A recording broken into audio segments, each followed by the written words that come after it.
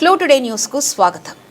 కార్మికులు, రైతులు, వ్యవసాయ కూలీల హక్కులపై కేంద్ర ప్రభుత్వం అనుసరిస్తున్న విధానాలను తక్షణమే నిలిపివేయాలని 4 లేబర్ కోడ్లను వెంటనే రద్దు చేయాలని డిమాండ్ చేస్తూ తాండూరు పట్టణంలోని అంబేద్కర్ విగ్రహం వద్ద సిఐటియు రైతు సంఘం, వ్యవసాయ కార్మిక సంఘం ఆధ్వర్యంలో సోమవారం జైలు బరో కార్యక్రమం నిర్వహించారు. ఈ సందర్భంగా వ్యవసాయ కార్మిక సంఘం జిల్లా అధ్యక్షుడు యు బుగ్గప్ప, సిఐటియు వికారాబాద్ జిల్లా కార్యదర్శి కె శ్రీనివాస్ మాట్లాడుతూ కేంద్రంలోని బీజేపీ ప్రభుత్వం కార్మికులు, రైతులు, వ్యవసాయ కూలీల ప్రయోజనాలకు వ్యతిరేకంగా ప్రైవేటీకరణ విధానాలపై అమలు చేస్తుందని విమర్శించారు. కేంద్ర ప్రభుత్వం కార్మిక చట్టాలను సవరించి యాజమాన్యాలకు అనుగుణంగా 4 లేబర్ కోడ్లను తీసుకొచ్చిందని వారు ఆరోపించారు.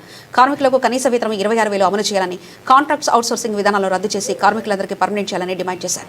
అలాగే రైతుల ప్రయోజనాలను కాపాడేందుకు కనీస మద్దతు ధరకు చట్టబద్ధ కల్పించాలని, రైతుల రుణభారాన్ని తగ్గించేందుకు రుణ విమోచన చట్టం తీసుకురావాలని కోరారు.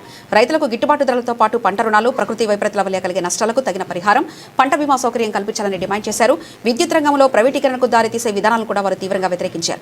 విద్యుత్ సవరణ బిల్లు ఉపసంహరించుకోవాలని, స్మార్ట్ మీటర్ల పేరుతో వినియోగదారులపై అదనపు భారాన్ని మోపే చర్యలు నిలిపివేయాలని కోరారు. ఉచిత విద్యుత్తును కొనసాగించాలని, క్రాస్ సబ్సిడీ విధానాన్ని రద్దు చేయాలని డిమాండ్ చేశారు. కార్మికులు, రైతులు, వ్యవసాయ కూలీల సమస్యలను పరిష్కరించడంలో కేంద్ర ప్రభుత్వం నిర్లక్ష్యం వహిస్తే ఉద్యమాన్ని మరింత ఉధృతం చేస్తామని నాయకులు హెచ్చరించారు.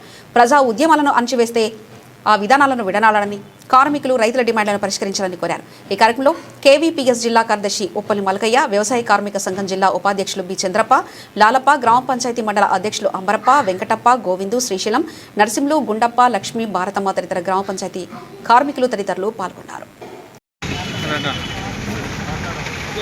ఈరోజు దేశవ్యాప్తంగా సిఐటియు, వ్యవసాయ కార్మిక సంఘం, రైతు సంఘం ఆధ్వర్యంలో జైలుబల కార్యక్రమానికి వ్యవసాయ వ్యతిరేక పోరాట సంఘం కేవీపీఎస్ వికారాబాద్ జిల్లా తరఫున సంపూర్ణ మద్దతు ప్రకటిస్తూ ఈరోజు కేంద్రంలో బీజేపీ ప్రభుత్వం, నరేంద్ర మోడీ ప్రభుత్వం రైతులకు వ్యతిరేకంగా, కార్మికులకు వ్యతిరేకంగా, దళిత బహుజనులకు వ్యతిరేకంగా ఈరోజు కేంద్రంలో మోడీ ప్రభుత్వం రైతులకు వ్యతిరేకంగా రైతు వ్యతిరేక చట్టం తీసుకోవడం జరిగింది.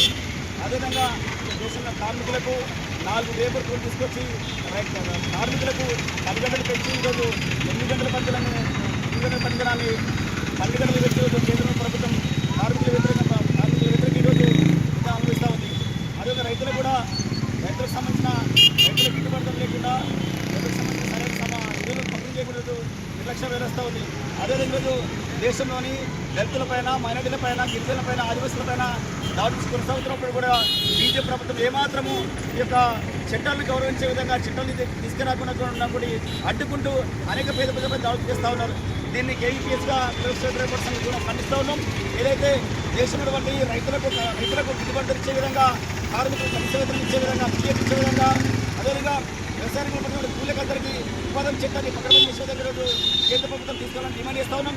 ఏదైతే ఉపాధి చట్టాన్ని గతంలో వామపక్షాల పార్టీల ఆధ్వర్యంలో ఉపాధి చట్టాన్ని తీసుకొస్తే ఈరోజు ఉపాధి చట్టాన్ని పేరు మార్చి చట్టాన్ని కాకుండా నిధులు కోత పెడుతూ చట్టాన్ని కాకుండా నిందిస్తే పూర్తిగా నిధులు తగ్గించే ప్రయత్నం బీజేపీ ప్రభుత్వం చేస్తూ ఉంది. దీన్ని తీవ్రంగా ఖండిస్తూ ఉన్నాం. ఎందుకంటే దేశంలో దాదాపు 70 లక్షల మంది ఉపాధి పొందుతూ ఉన్నారు. కానీ ఇక బీజేపీ ప్రభుత్వానికి పేదలు కానీ, దళితులు కానీ, పేద ప్రజలు కానీ ఉపాధి చట్టం ద్వారా లబ్ధి పొందితే బీజేపీ ఉన్నటువంటి కేంద్ర ప్రభుత్వం ఈరోజు ఉపాధి చట్టం తీసుకెళ్లకుండా నిర్ణయం చేస్తూ ఉంది. దీన్ని భవిష్యత్తు ఏ రకమైనటువంటి బీజేపీ ప్రభుత్వం కొనసాగిస్తే పెద్ద ఎత్తున ప్రజా సంఘాల ఆధ్వర్యంలో, వామపక్ష ఆధ్వర్యంలో పెద్ద ఎత్తున దేశవ్యాప్తంగా ఈ ప్రభుత్వం దిచ్చే విధంగా ప్రయత్నం చేస్తామని, అదేవిధంగా మొన్ననే ఏదైతే యువకులు ఉద్యోగాల కోసం పెద్ద ఎత్తున ఢిల్లీ కేంద్రంగా చిత్రమందిరం యొక్క యుద్ధం చేస్తే ఇక బీజేపీ ప్రభుత్వం, నరేంద్ర మోడీ ప్రభుత్వం అనేక మంది యువకులు చనిపోవడం జరిగింది. దీని తక్షణమే కేంద్ర ప్రభుత్వం వంటి విద్యాశాఖ మంత్రి రాజీనామా చేయడం చాలా సంతోషకర విషయం. ఎందుకంటే కేంద్రంలో బీజేపీ ప్రభుత్వం ఇప్పటికీ ఒక కేంద్ర మంత్రి రాజీనామా చేయడము ప్రభుత్వం పాలన అందరికీ అర్థమైంది. కాబట్టి భవిష్యత్తు కూడా బీజేపీ ప్రభుత్వానికి గడ్డుకలం దగ్గర తెలియజేస్తూ భవిష్యత్తు కూడా కార్మికుల, రైతుల పక్షాన ప్రజా సంఘాల ఆధ్వర్యంలో ఉద్యమాలు చేసి సాధిస్తామని ప్రభుత్వాన్ని డిమాండ్ చేస్తామని